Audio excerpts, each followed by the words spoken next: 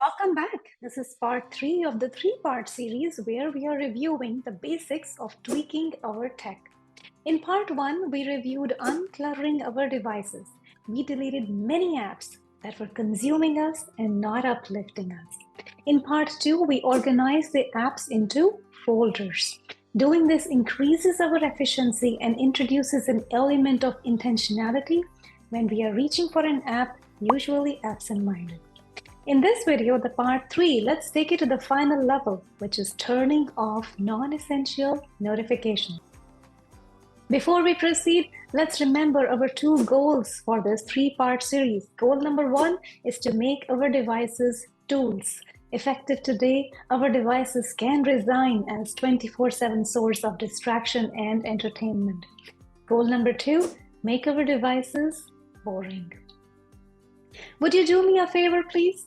Before you turn off any non-essential notification on your device, would you please give a heads up to your family and friends that your response to their texts and emails might be delayed a little bit?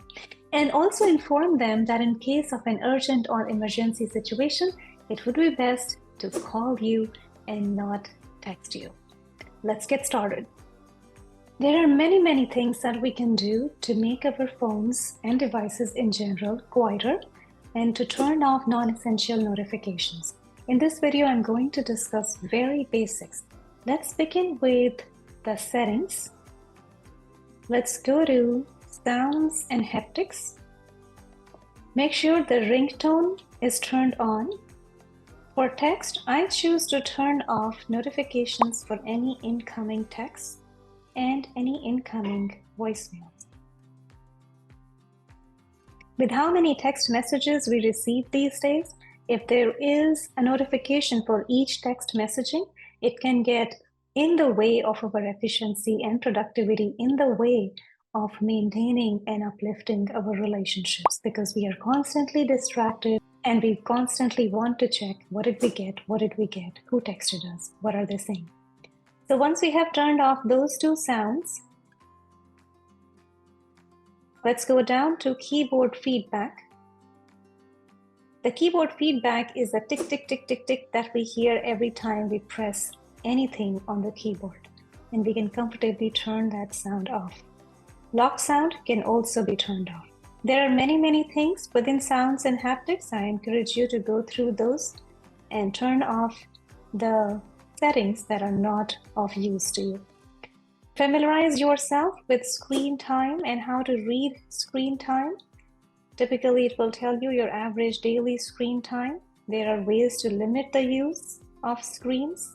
If you click on See All Apps and Website, it will also give you your daily average. You can click on the previous week arrow to see how much time was spent on previous week, which ones are the most frequently used app, how many times are we reaching for our device on an average every day, and which is the first app that we are using after picking up our phone.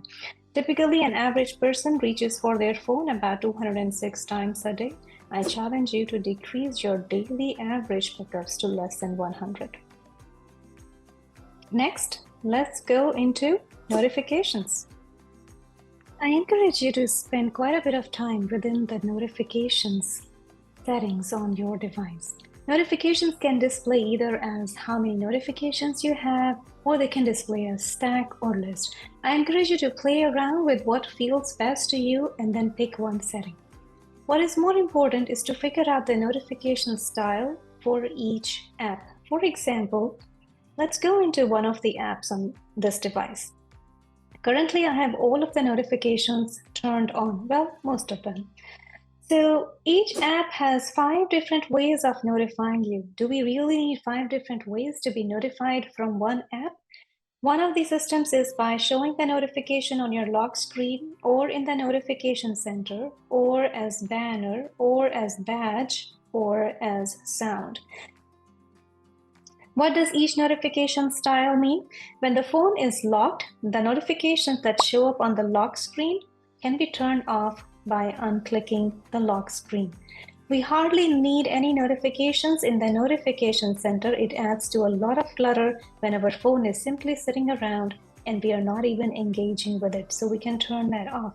Banners are the little things that pop up on the top when we are engaging with another app, which distracts us from being fully present to the other app with which we are interacting. Banners can be very, very, very annoying and distracting.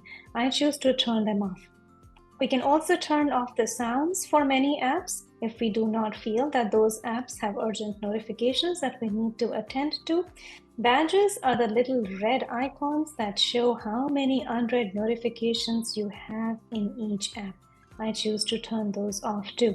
Now, in order to turn all of these notifications off in one go, all I need to do is disallow notifications and everything goes. Now, I encourage you to go through each app on your phone and turn off unnecessary notifications for each app and keep the essential, most urgent notifications on.